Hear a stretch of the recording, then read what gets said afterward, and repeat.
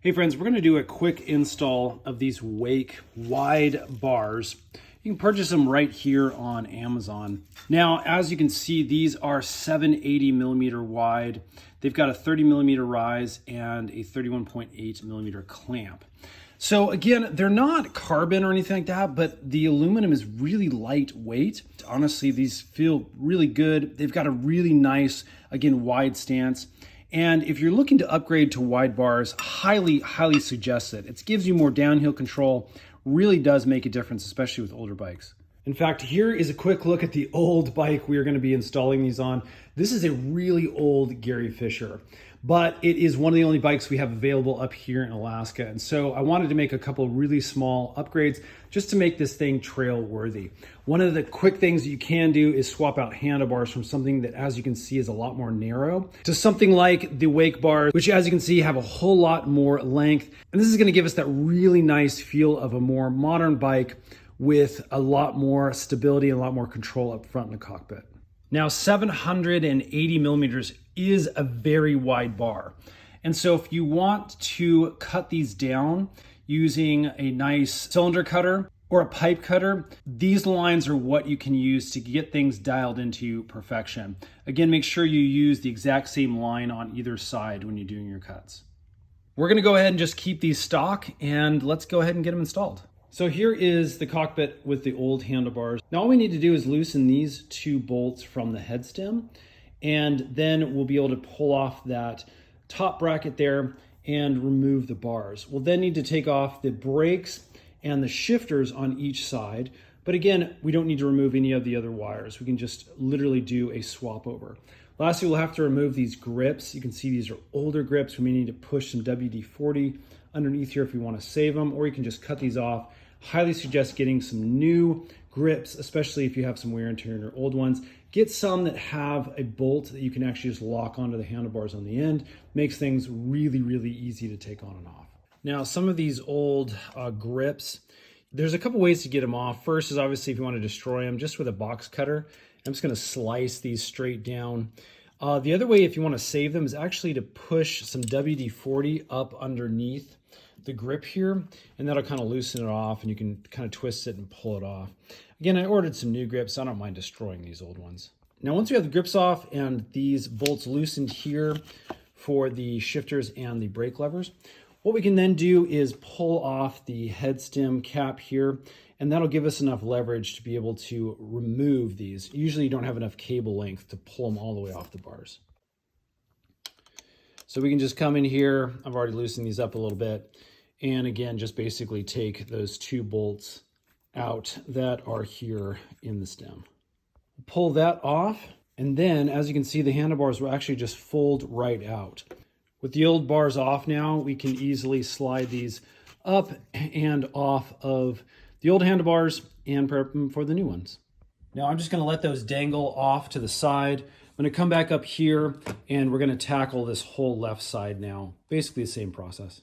Now, the next thing we need to do is actually remove the head stem here. There's two bolts that are on here. And the reason we're installing this old one is the new bars are actually, again, here's the measurements, 31.8. This is too wide for this old stem. This is too small, this hole. So we had to order another stem here. As you can see, this is also made by Wake. It's got a little bit of a rise. We wanted to shorten this just a bit. Again, there's multiple options you can choose from. But again, what you're looking for is something that says 31.8, and that's going to allow those wide bars just to slide in and fit properly. So we'll go ahead and loosen these bolts. Again, this is a 5mm bolt on either side of this specific stem. There's one here and then one right here that we'll get to. Now we're also going to remove the little top cap here. There's also one large spacer here that will need to come off. So let's take that 5mm again and go ahead and loosen that guy up. Okay, with that cap loosened, we can actually just pull this right out, set it off to the side. We'll take off that spacer, and basically that's going to reveal the top of the fork. As long as you have that handlebar stem loosened enough, it'll just pull right up and out. Now you may have another spacer or two down below. Those can stay in place. Okay, we're then going to take our new stem and we're just going to slide that down to place. You may have to loosen up the bolts just a touch out of the packaging. Now these bolts actually require a full millimeter. It does come with a little guy right here if you need one. I'm just going to use one of my other ones in my set. With those bolts loose, this will just slide down into place. Now again, what we need to do is align this nice and straight with the tire. And this can be kind of the hard part because you do want this really nice and straight. So make sure you got a good angle and then tighten down those two bolts.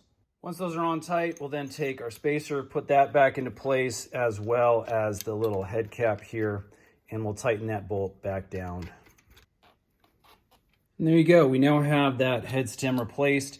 We just need to remount our handlebars now. Basically, we're just going to put all of our shifters and brake cables back on in the general position where they were before. Again, don't put your grips on at this time. We want to slide everything into place, get this mounted, and the grips will go on last.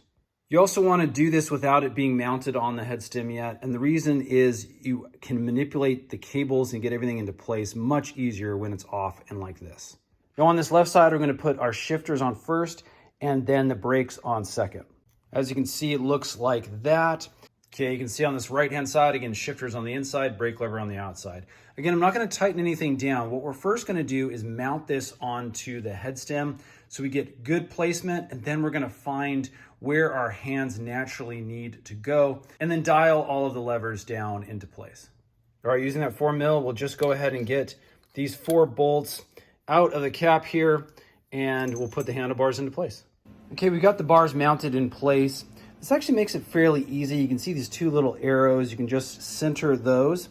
And then basically that rise, this is gonna be a little bit of personal preference. You can see the rise kind of going straight up for me. That's kind of the angle I prefer. And so I had to kick these measurements down a little bit more towards the bottom of that bracket. Again, play around with this, get a position that really feels right for you, and then you can lock these bolts into place. Use an X pattern to tighten things down. It just helps everything settle down onto the bars evenly. What I like to do is actually get the grip on so I know exactly the length where I want these to rest against. Now, if my grip's gonna be way out here, obviously I need able to trigger everything nice and conveniently. So again, having that grip in place lets me know where everything should be. Now, basically these are going to be budget grips, but out of the box, they actually do feel fairly good. One of the main features that we like about these is this lock ring here on the top. It's way better than some of the slide-on grips that don't have any kind of a lock ring. Basically required to use some sort of adhesive or friction to make sure these lock into place. So obviously make sure your lock ring is in place on top of the grip, just like that. Make sure you have your bolt in place right there. And basically these are just going to slide onto your bars. Out of the box, you may need to loosen that bolt just a touch, but it should slide on just like this, nice and easy. We want to go all the way to the end until you see the bar just nice and flush with the end cap. Now again, you can put this logo wherever you want. We'll go ahead and just rotate it up like that. All right, using that provided Allen key, we'll then lock things into position by tightening up this bolt here. With that on tight, you can see it's not moving. That's exactly what you want, especially in the BMX mountain bike world. You don't want these things sliding around on you. Okay, with our grip in place, we can then slide everything out. And I like to have my brake lever just shy of my grip. So again, feel this out for yourself. Make sure you have the angle correct on that brake lever so that it feels correct as you're gripping and pulling. We'll then hold this in place and tighten down that bolt here on the bottom. Now, the nice thing about the shifter is basically we can slide that all the way over until it touches and then rotate it up until it hits the bottom of the brake lever. And that's how we lock that shifter into place. Now, on some of your bikes, if you have a 1x drivetrain, this shifter won't even exist. Okay, with everything in place over here on the left, we're going to do the exact same thing with everything on the right. Let's get the grip on and then plop all this into place. All right, and there we go, friends. Again, an old bike, but having these new wide handlebars on here, it just makes things feel a lot more modern. Definitely a small little upgrade you can make to these older bikes just to give them a much better feel. Hope that has helped. If it has, give us a thumbs up. Definitely stay tuned. We're making a bunch of these bike style maintenance videos and upgrade tutorials to make your life just a little bit easier. Thanks for watching. We'll see you again on the next one.